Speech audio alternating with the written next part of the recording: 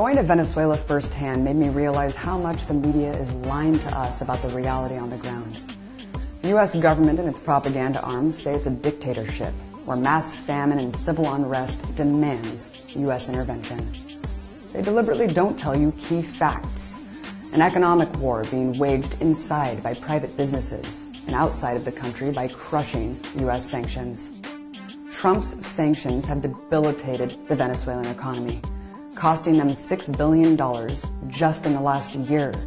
And sanctions do exactly as they're intended to do, by hitting the poor and working class people the hardest.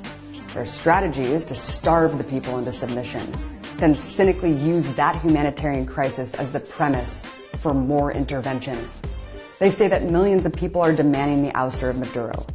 What they deliberately don't show you are the millions who support Maduro, who voted for him, who are also in the streets protesting this criminal coup attempt.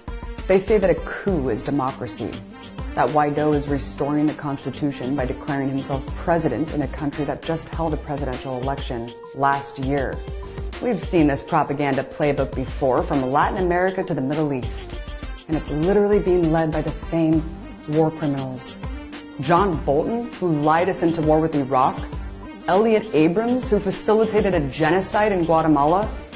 1 million Iraqis died for a war based on lies, paved by the so-called free press. They're doing it again. All progressives and anti-interventionists have to stand in solidarity with our brothers and sisters in Venezuela to defend their sovereignty and let them decide their own future, free from U.S. sanctions and intervention.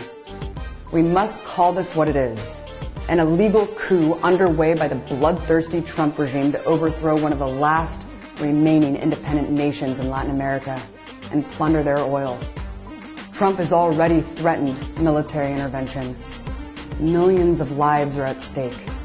We need your voice now to speak up and speak out against another U.S. war for oil. Hands off Venezuela.